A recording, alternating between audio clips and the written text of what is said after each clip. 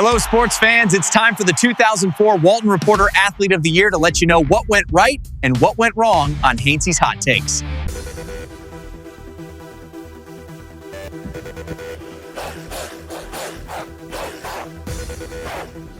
What's up, everybody? Welcome to Haynesy's Hot Takes, episode number 4. See if we can get this intro to work. I was not speaking close enough into the microphone last time, and I got drowned out by a little sandstorm. Didn't have the time to edit, or reshoot is what it would have taken. So hopefully this time it works a little better. All about trial and error here at Haynesy's Hot Takes, everybody.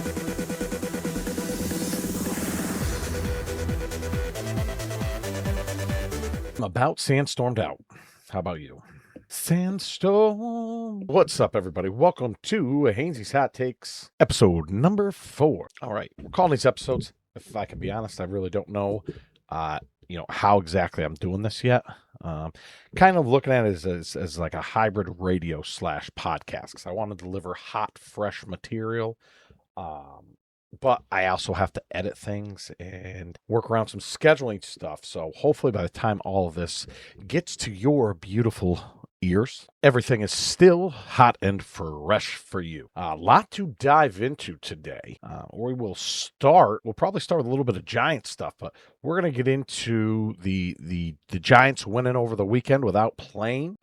We will get into the MLB winter meetings have started.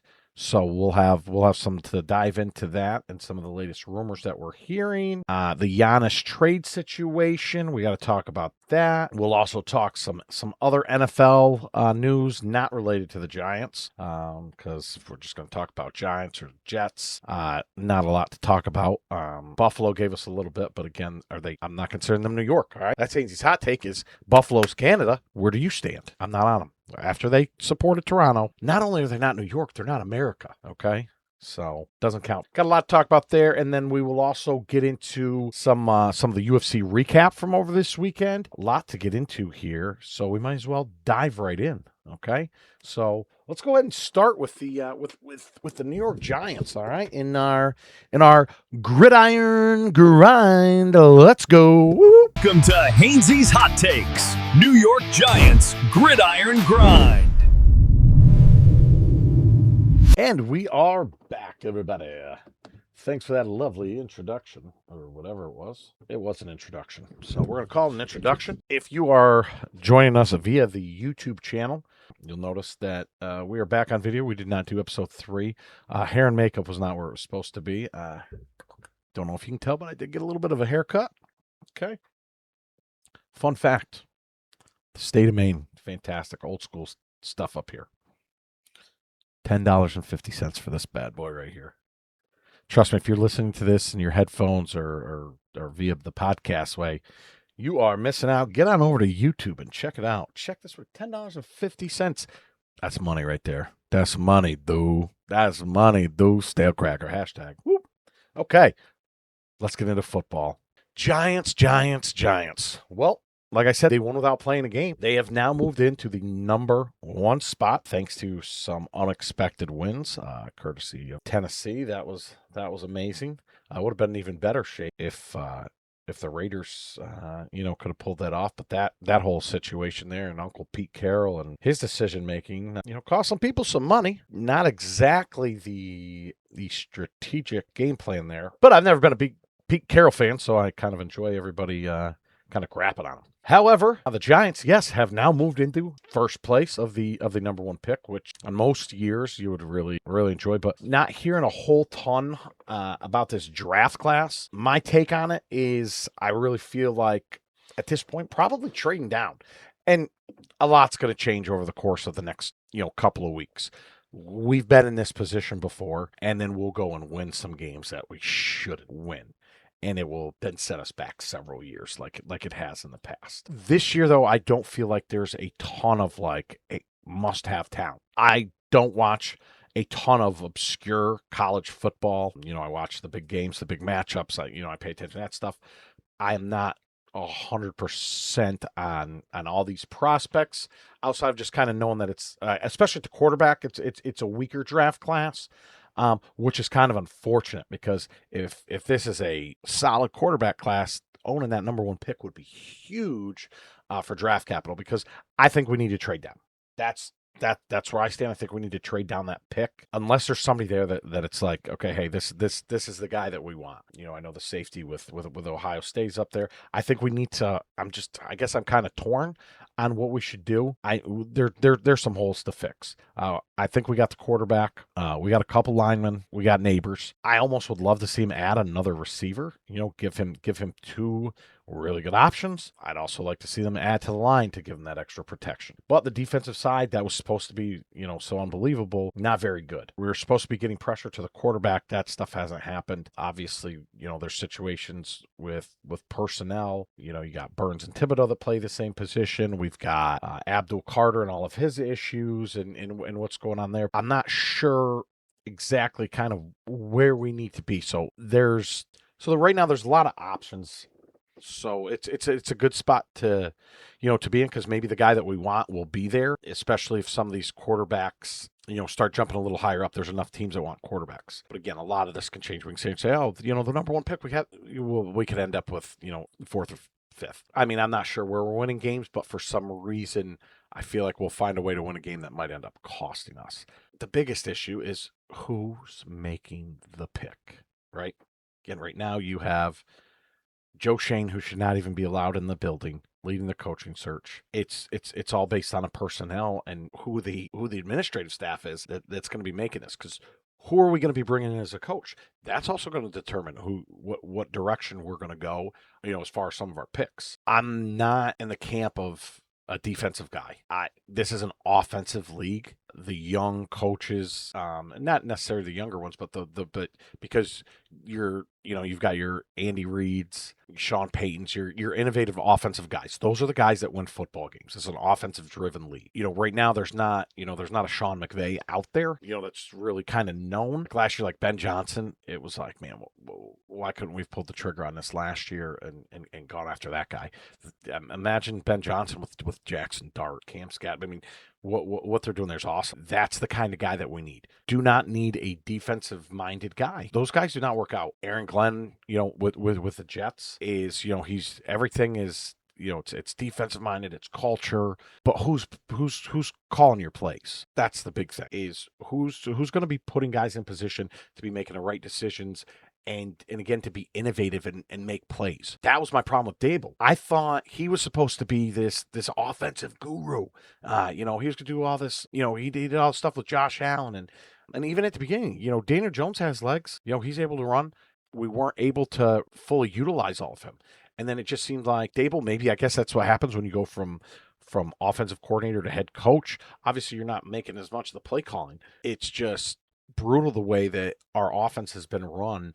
And you need somebody that's going to be creative and find different ways to get guys the balls, because you got playmakers. You're going to have neighbors back next year, and you have Dart. So I think it's a really attractive job to head coaches. It'll just be interesting to see what it is. I'm no longer on the Belichick, bandwagon. That guy's just there's too much baggage with him now, and it's almost like there's too much to go on. The one thing I will say is that Belichick does surround himself with good people. I mean, Carolina, he's setting his son up there, so that's what's going on there. But the Giants, depends on who we bring in as coordinators, because we've not just struggled as the head coaches. Our coordinators have been bad as well too. You're kind of seeing it with Kafka right now, as he made his move to the head job. So a lot can happen over these next couple weeks with the Giants. So we'll see what happens over the next couple weeks. As of right now, if it's me, I would want to trade down. I think we've got too many holes to fill. And if we can, and that's what's nice about the NFL draft, versus the NBA draft. The NFL draft, you can pick up 3 or 4 guys that can start for you and have immediate impacts. So if we think we can trade down and snag a couple extra picks, I don't mind that. But again, if there's a one guy that is looked at of, hey, we want that guy, then you got to go take that guy and you figure out, some of the other things. The more on Abdul Carter that you keep hearing, I was very, very against Dable, but the Dable firing. But from hearing about what they were letting this guy do, and it sounds like Mr. Franklin down there at Virginia Tech now, he let Carter do whatever the heck he wanted. I just don't understand it. The rumors that you're hearing around is that Dable let this guy do whatever he wanted because Dable knew his job was on the line. It reminds you of what happened with Coughlin and Odell Beckham. Coughlin was kind of on the which is insane, but he was on the hot seat. And if you're disciplining your top level guys and they're not available, it might cost you your job, because the front office isn't going to say that they care about the wins and losses. That's all they care about. So apparently, Dave was letting this guy do whatever he wanted in the hopes that his talent was going to overcome it. This guy wanted LT's number. This guy is not LT. And the stories, you always hear the stories that, Parcells would have LT taking naps at his feet, and because he was out partying the night before doing this. But that guy's going to go out there and he was the best player in the NFL. He's the greatest defensive player in NFL history. That's not a hot take. All right, that's a fact, baby. That's a fact. Lawrence Taylor, greatest defensive player of all time. And LT, I don't know if Abdul thinks that he's already that guy or not, but you got to put some stats together before you could start missing meetings there, pal. He damn near had the same stat lines this weekend in a bye week that he does in a regular season game. So I don't understand what his position is, but he's got to make some changes if this team's going to go forward with him. That's a number 3 pick right there that is not playing like a number 3 pick, and we can't go through that again this year. So I hope whoever we put in place can make an adult decision and really focus on this team, because there's a lot of missing pieces, but I don't think we're very far away, from being competitive and being a playoff team. And that's what it is. We've seen with the Giants in the past. All they got to do is get in. Right. So we just got to get back to that, kind of bridge where we're right there ready to be a playoff team, and then can go from there. But first we got to figure out how to make the damn playoffs. And that will do it for the New York Giants Gridiron Grind. And you know what that means? That means we are back. That's probably a pretty long break with all our new sponsors, right, Jay? Hey, Jay. Still no sponsors. So we might have to let Jay go. Jay, I'm just busting you, buddy. No chance of that happening. You're the engine that keeps this thing running. Okay. But we do need some sponsors. So it would be great if maybe what I should just start doing is just start giving some free plugs. Find somebody that I like and just give it to them just for not necessarily for the advertising money, but I think it just makes the whole show sound better. That might be something we can look into. Okay, folks. Winter meetings. Hey there, all you cool cats and kittens. It's time for the Evil Empire State of Yankees. Buckle up. Started Sunday night. To be honest with you, kind of out of the gates a little bit slow here. There's a lot of talks going on, but there's not a lot of news coming out yet. A few smaller signings. Currently, as of this time, there's not a lot of movement going. Rumors you're hearing from my sources is Schwarber may be one that goes early. Keep hearing he's going to re-sign, in Philly, but I've heard Boston could potentially be in on him. Toronto's in on him. The Mets are in on him. I think the Mets are in on. I believe I heard up to there's like 18 or 19 free agents that they're in on, which I love. I wish the Yankees would do that. They're not going to sign all of them, but they're in on all of them. So there's the whole waiting game of signing guys, offering guys, which guys you're going to go after, who's going to sign where. And with the Yankees, that's kind of what's going on in the Bellinger stuff. Is they're it seems like they're not really going to move on, or I don't know if they have other moves planned. Cashman wants to get Bellinger. He said, but he also said in his same statements, he said that we're too left-handed, which I think they're right. We are too left-handed. Bellinger being a left. Who else is left-handed? Trent Grisham. Brian, don't sit there and say, oh, we're too left-handed, which makes you think, does that mean we're a little bit out on Bellinger? For Grisham. We're out on Bellinger for Grisham. That's the lefty that we wanted to keep. Yep, that's the guy that's going to be able to bat behind Judge, Trent Grisham. That's that power lefty, that we want in the box there. It's just ridiculous, man. The one thing that Brian did say is that, Hal keeps, hearing rumors that they want to stay under that 300. Brian says that's not necessarily true. That's one of the things I love about Hal as an owner. I don't think Hal spends crazy money in the sense of he's not going to spend it stupidly. He wants to make sure that we have a high-level product out there. And if Brian brings to him something that says, hey, this is the piece we need, Hal will do it. But that's where I've been having my issues with Brian. I don't think Brian's bringing the right moves. I think Hal trusts Brian, maybe too much. The guys that he's been bringing haven't had the impact that, that we've wanted. Hal's not cheap. Hal's the one that got done the Judge deal. If it wasn't for Hal, we don't have Judge. Hal went as deep as he could for Soto. And I don't mind him bowing out when he did, because that would have definitely affected us, going into the future. But it shows that he's willing to do it if it's the right move. Now, for this team this year, what is the right move? And everything is clogged up for 1 year because of Trent Grisham. I'm going to die on this hill all year long. And it sucks because this last year I was a Grisham fan. $5 million, baby. And he was doing awesome. And I mean, better than awesome. Now that he's at $22 million, oh man, the expectations are going to be high. And he's got to outperform what else we could have gotten.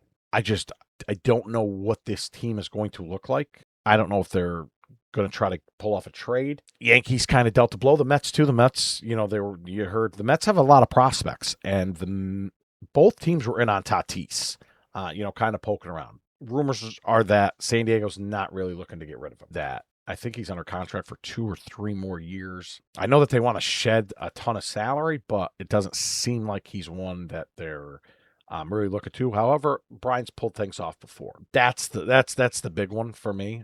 Would be the Tatis trade. Obviously, it's going to hurt because we're going to have to give up quite a bit. But you got to do something. We can't stand pat, and that's kind of my issue with the team.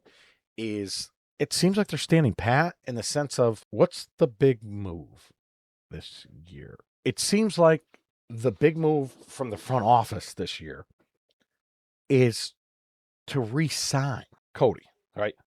And that's what I mean, is to re-sign. We're not adding any major pieces, it doesn't seem. Because if we get Cody, that's it. That's it for the big moves. They're not going to spend anymore unless they make some trades, which means losing people. The Cody thing's it. So you're essentially looking at the same team that was out there last year. Boone yesterday, talking to the media, says, we had the same record as Toronto. Yeah, you did. And also, I'll give him credit because he said, they kicked our ass. And yes, they did. So the 94 wins is fantastic, right? But the problem is, dude, is they were so much better than us. That's who you're trying to get better than. So here's the issue. We weren't better than them last year. Okay, even if you add Cole, Cole's not. What would they be? 9? It was 9-3 wins. Cole's not pitching all 6 of those games. So what's the difference there? That's who we got to try to be better than. Our divisions get better. Here's like Toronto is getting better, and they're still going after. They're in on Tucker. They're in on Alonso. There's a lot of moves to be made just based on our own division, and the moves that we're making are to stay the same.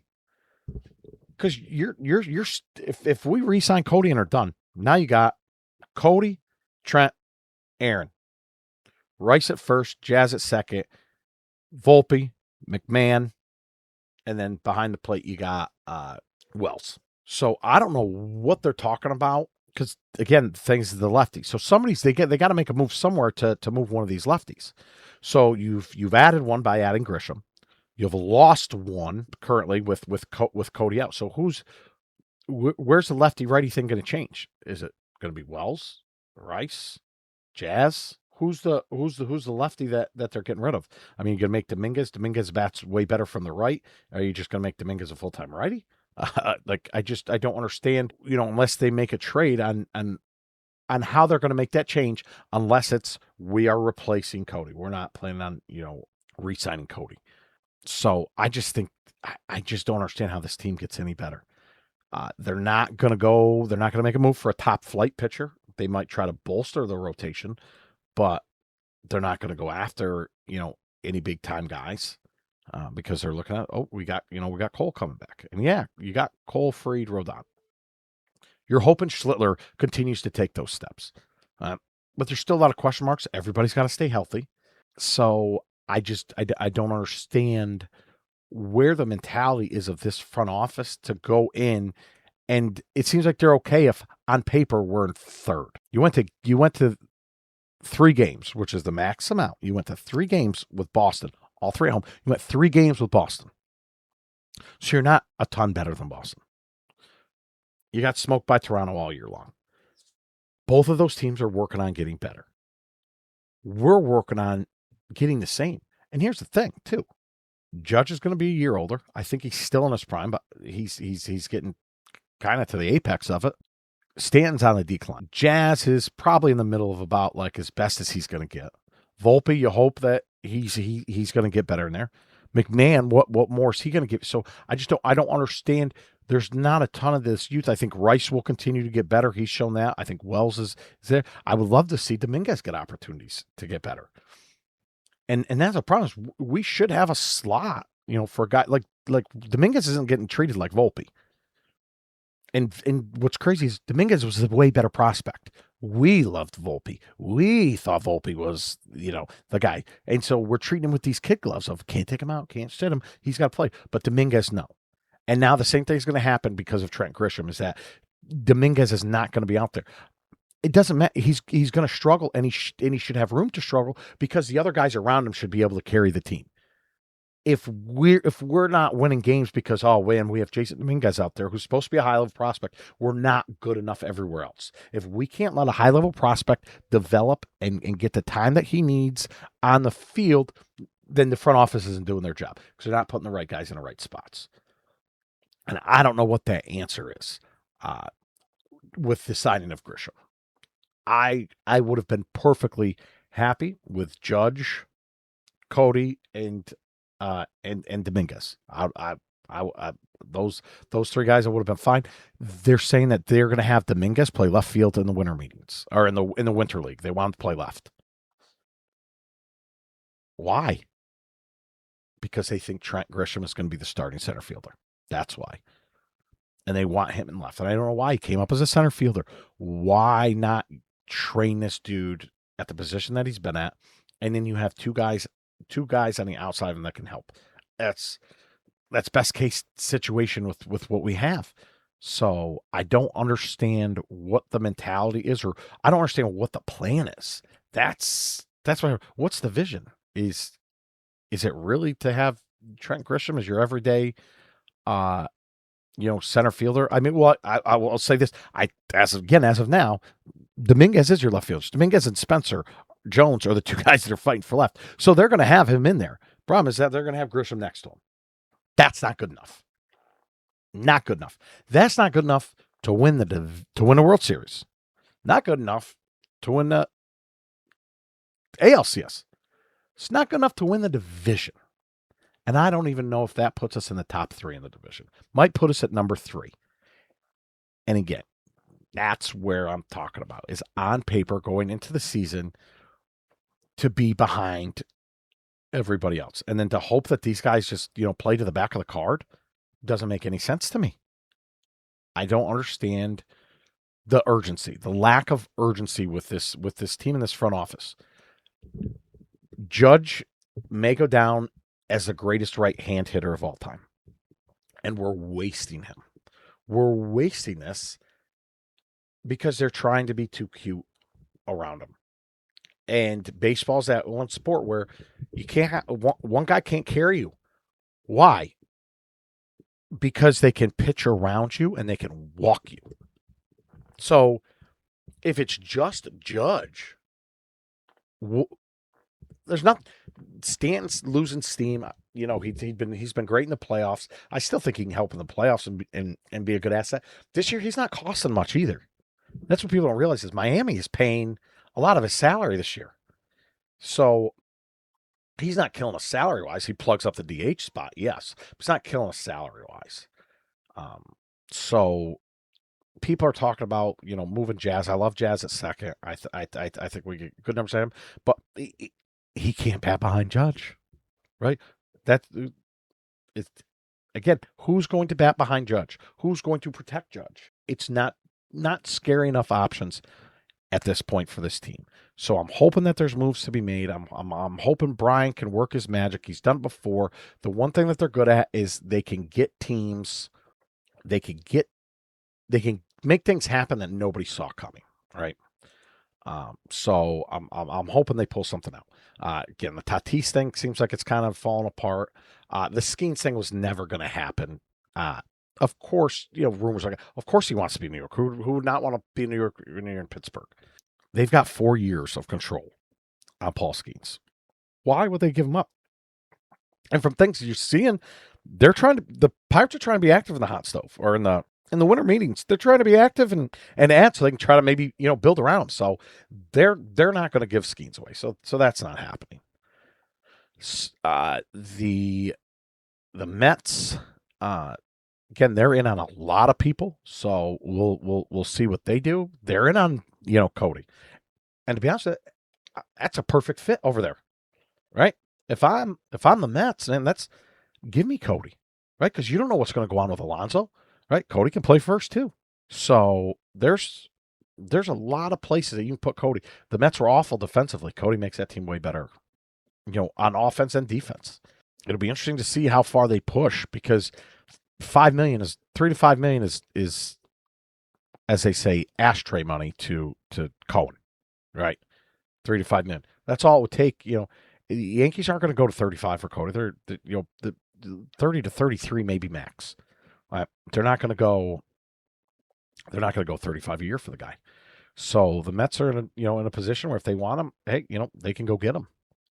Another name that's kind of being tossed around in New York, even Boston is Michael King. I'd love to get Michael King back. I thought he was great with us before. He's already shown that he could pitch in New York. So, he turned down his qualifying offer. We'll see. He's a name that's, floating around there. Again, I think King makes this would make this a really, really good rotation when everybody's healthy. I think that he would help kind of stop that bleeding early on in the year. Remember when Cole missed the beginning of the year 2 years ago? That's when Luis Heel stepped up, right? And basically gave us Cole numbers for that. So you just got to hope that somebody can step up. Rodon's going to be back, I think, potentially end of April, early May.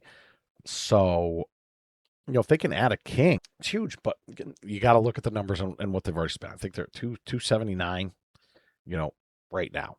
So I don't know if they're going to spend money on top flight pitching. I think they might, make a smaller signing, or I think their signings are going to be, to be honest, I think it's going to be, a Bellinger and then maybe one or two bullpen guys, because that's the money that they're going to have.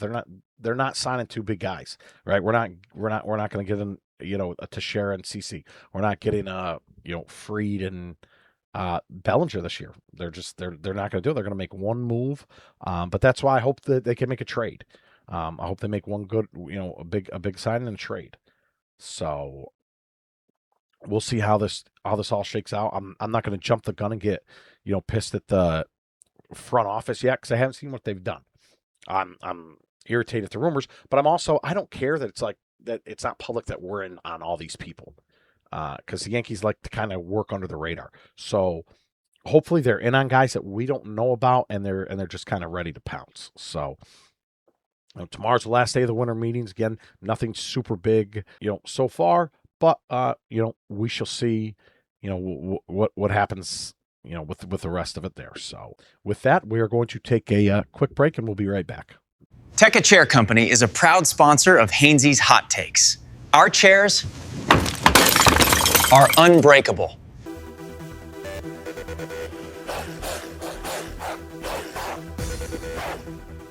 Get those dogs barking. That means we are back, everybody.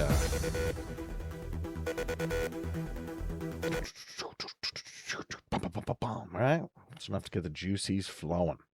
Now we're going to transition. We're going to transition into the NBA here now. Now let's talk Giannis. Obviously, I want the guy. Who wouldn't? But the timing, who we're going to have to give up, all that, takes place. This can't be one of those things where it's like, oh, you got to go do whatever you got, to get rid of him. then what are you going to be left with? Mitch Robinson, Jalen Brunson, and Giannis? That's not good enough to win. Obviously, Giannis has proven that he needs help. He doesn't need a lot. He needs some good players around him. He can win like that, but he needs help still. And Brunson needs help. So I don't know. It's going to cost a lot. The problem is that the Knicks gave up the Giannis package for Mikal Bridges. All those draft picks were at one point for Giannis. Knicks front office didn't want to wait, and now we got Mikal Bridges for that. Some of that's on Giannis too. You're hearing the rumors now that he's the one that's asking for the trade, and he's asking for New York. Should have done this a while ago, dude. If he does that, maybe we can get something to work. That's the only thing the Knicks kind of have on their side is Giannis wants to come to New York. But we don't have the assets to get him. And that's especially because I don't know if Milwaukee wants Cat. It's not, if you can't do it straight up.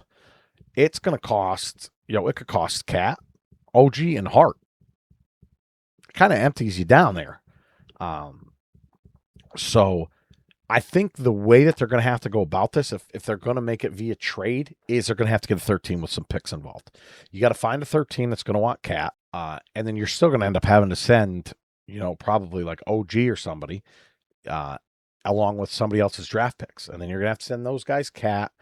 You'll probably have to send Milwaukee, like OG and Hart. You can't trade Bridges until February, so that's not happening. The other concern is Giannis isn't healthy.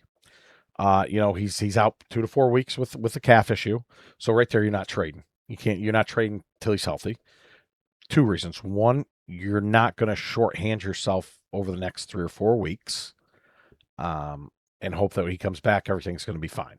The other thing is, when he comes back, is he going to be healthy? It's a calf injury. The major precursor, like it was for Halliburton, with these Achilles injuries is the calf. So you got to be very, very careful. Imagine, you trade for him, and then all of a sudden this dude's out for a year plus because he tears his Achilles. So it's not as easy as everybody thinks. This might be a situation where it's, hey, if we can't make the move to where it puts us in contention to win the championship this year, then I think you got to wait till the offseason, and we'll have some new draft picks by that point. And there may be some, different moves that can be made, Bridges then becomes available. So I don't think we need to jump out and do this right away and do whatever it takes. Yeah, I would love to have Giannis playing with, Brunson. At this point, it's not happening before Christmas. Trade deadlines, I think mid-February. Something's going to happen. It's going to happen soon. But again, I wish this guy would have, done this a little bit ago. Now we're going to change a little bit of direction. We're going to talk a little UFC, everybody. Tap, snap, or nap inside the octagon. I'd watch from the prelims, all the way on through to everything. I'd know every single fighter. I am a 1-stripe white belt in Brazilian Jiu-Jitsu. So for whatever that's worth to you. So I do have a background a little bit in it. I've trained with some UFC guys. I've always been a huge MMA lover. I don't know if it's on me or the UFC why I haven't been as involved, as much as I used to be. I don't want to say it's watered down as much, but they do have, they have a lot more events. You're not seeing a lot, there's so many events in fights now that your big pay-per-views, you're not getting, those same 3-4 major fights, that you used to get when you only have fights, a couple times a year. I do like that you get more because that's how you can try to build stars and you find out who those stars are. And I think that's the problem. With the UFC, Dana can say all he wants that they have stars. You don't have stars. You don't. You do not have bona fide superstars as champions. When the UFC is its best, man, all your sports people are talking about it. Whether you're a football fan, basketball fan, when John Jones fights, everybody wants to see it. When Anderson Silva fought, everybody wanted to see it. When Conor McGregor fights, everybody wants to see it. Are people doing that for Islam? Are people doing that for Pantoja? There's not a lot. Pereira's moving the needle. Kamzat is a little bit, but these guys are not It's not something where it's like, hey, we got our Saturday plans. We gotta go watch these guys. So I think the UFC has to do a little bit better of a job of one, building up the stars, right? And I think there's guys coming up that can be that, but they don't have the rivalries. You know, you got to have rivalries. You got guys that jump division to division. You got guys that won't fight each other because they're in the same camp. So they got to find a way to build those rivalries back. I always loved when they did the embeddeds, where you can really get to know these guys. I just think that they got to do a picture. Having said all that, I thought that, obviously outside of the co-main event, which was absolutely brutal. I don't know if you guys saw that, but that armature, I saw it once and then I couldn't watch it again. I just felt so bad for for Pantoja. Demetrius Johnson was saying he thought he was a guy that could have ended his defensive streak, but I believe they said it was a dislocation too, so that could be easier than a full break. But either way, it's just sad to see that how that happens, and that's part of the fight game. Van, it was a throw. He checked a kick, and then grabbed his foot and, kind of dumped him on that and forced him into that. So it's just one of those freak accidents. And then it just, kind of stinks that, that's what happened. In the main event, I did not think Merab. I thought Merab was going to walk through guys like everybody. I thought he was going to walk through Yan again. One thing I didn't realize, Petr Yan is 2 years younger than Merab. And Yan was such a high-level prospect, won a title early. What happened with him is he's still getting better. He was so good when he was a younger fighter that, people think, oh, okay, I've heard the name for it. Well, this guy hasn't peaked yet, and he looked like he was the best he's ever been. So, I mean, he dominated Merab, pretty much that whole fight. Merab won 14 straight, and Yan went in there and did whatever he wanted to him. Even look good at, on the ground a little bit. So we'll see what's kind of fallout is from all this. I don't know if Merab will get an immediate, rematch, or if he'll take some time off, but, we'll see. The one thing this does is, O'Malley can now be back in the title hunt. Merab dominated O'Malley twice. Styles make matchups. Merab's a bad matchup for O'Malley. Yan is, as we've seen, Yan can be beaten by O'Malley. So, we'll see what happens with that, and I think there's some good match to make. However, you like to see new matchups. You don't want to keep seeing a bunch of retools unless things have changed or if it was a close fight. But right there, like Petr Yan looked dominant enough to where does Merab deserve that now? Because I don't know I can't remember how many times he defended it. I feel like if you're a guy that fights a lot, which Merab does, and you defend it a lot, and you defend it a few times, you should get that. But it'd be very interesting to see what a rematch would look like, for the third one. And send Henry Cejudo. Henry Cejudo's done. He's officially retired, which doesn't bother me. I did like watching him as a fighter mix. I thought he was, a really good fighter, but his whole just kind of shtick with everything. I don't know. Some guys I like, some guys I don't. I'm the giant Conor McGregor guy. I just felt like McGregor, especially when he was younger, like everything was genuine. To me, it almost felt like Cejudo was kind of playing a character. And so as much as I, kind of liked watching him as a fighter, it was just like when he lost, it wasn't hard to not be disappointed. Talbot looked good though, man. He looked good, and it would have been nice if he could have got a finish there, because obviously Cejudo's not who he was. I believe he lost all four of when he made his comeback, he lost all four of his fights. So if Talbot could have really put him away there, would have made a big statement. But either way, he looked good on the ground. If you look good on the ground against Cejudo, it doesn't matter. He's still a high level. But that's another. Triple C was a legend. That's another legend that's moving on to greener pastures, and we'll see if the next generation is ready to take over. That will do it with our MMA and our cage side action. We're going to take a quick break, and we're going to come back, talk a little college basketball before we wrap things up. Dunder Mifflin Scranton is a proud sponsor of Haynesy's Hot Takes. Call now, dear God, please.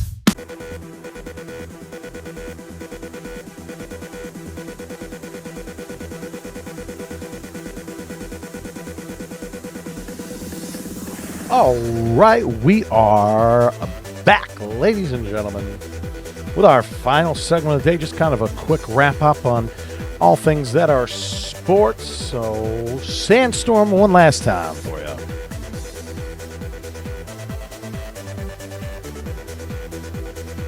About a couple NFL notes.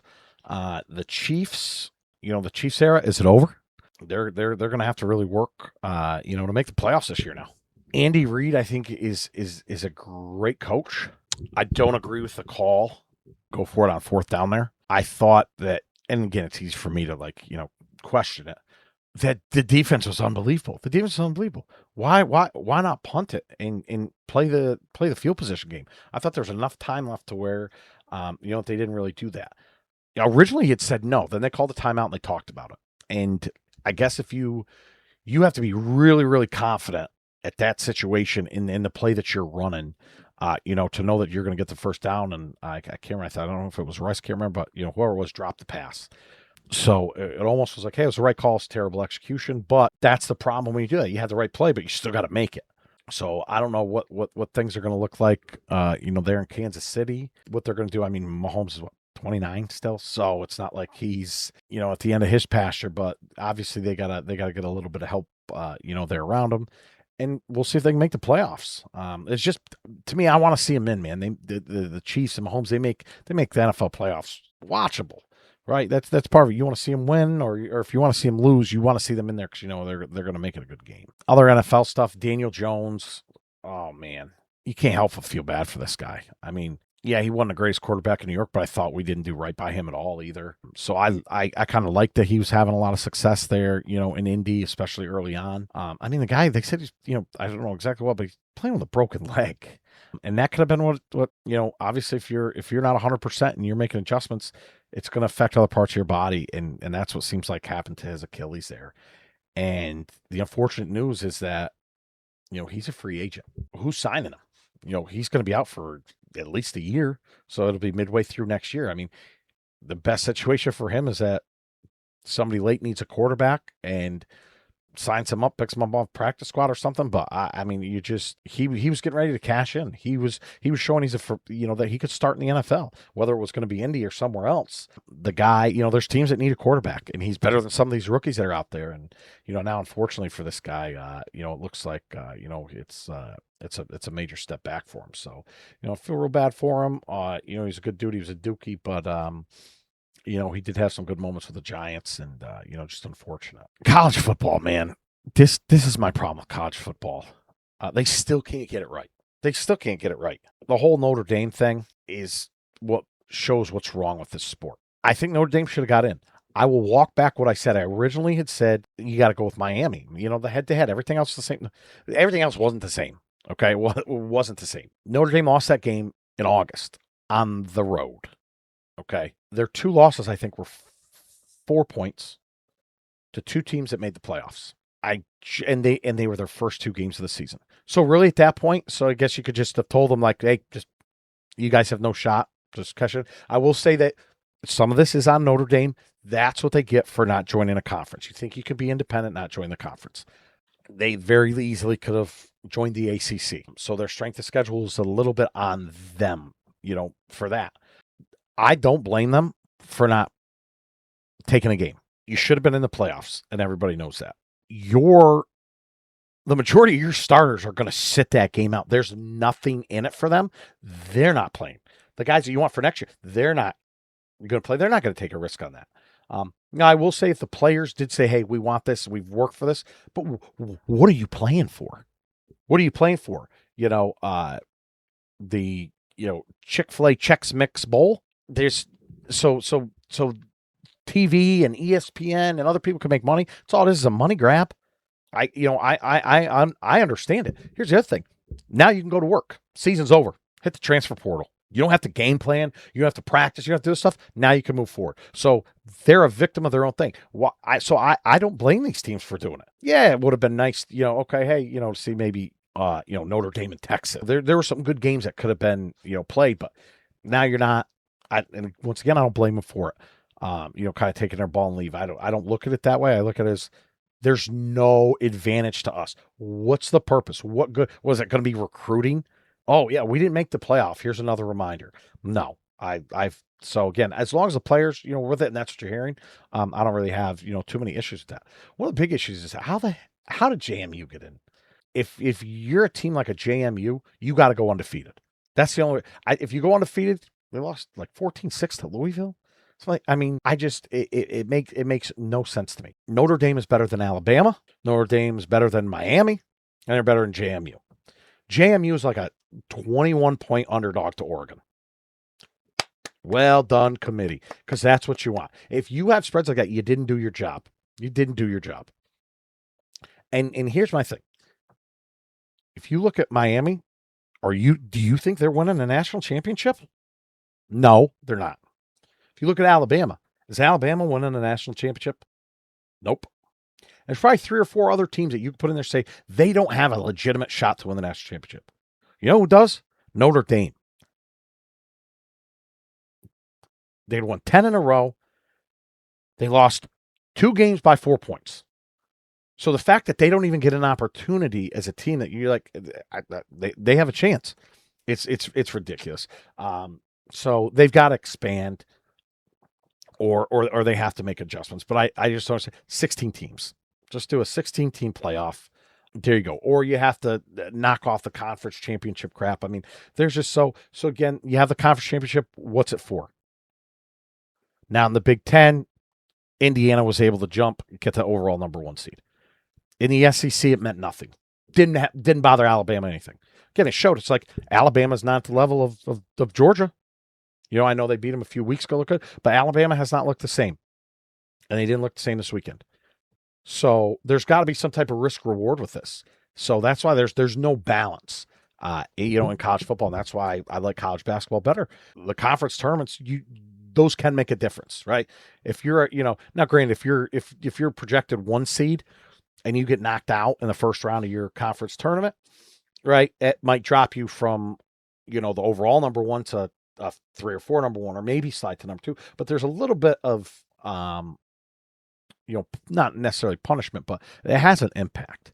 So it's just sad because, having the playoff, it's made things so much more fun to watch, but you don't have your 12 best teams, and that's the problem, right? The NCAA 6-4 teams, right? Nobody's getting left out that can win a national championship. It's not happening.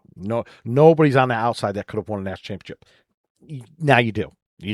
Yeah, you have that here. I would have loved to have seen Texas get in. I thought Texas almost had a better resume than Alabama, but you can't complain here. Notre Dame, Texas wasn't going to win the championship. Notre Dame, could have had a legitimate shot to win a national championship. That's my hot take to close out the show. Ladies and gentlemen, episode 4 in the books. Mark it down. Tell your friends. Call your grandma. If you guys got anything you want me to talk about or any questions, please submit them next week. We're gonna. We've been getting some emails and some messages from some listeners, so we're gonna answer that. I'm definitely gonna make some picks. This week is 2. People really seem to enjoy my NFL picks. Nobody even cared. That's a joke. That's me trying to hype it up. Nobody gave a damn who I picked. We'll make another one here in the next couple of days. Hopefully we'll get the TikTok going too, so we can do some side TikToks as well, and some other live takes. If anything happens MLB wise, we may do an emergency pod as they call it. But if not, till next time, folks, we'll see you. Stay sweet. Haynesy out. Thanks for watching, and stay tuned for more. Stay sweet, folks.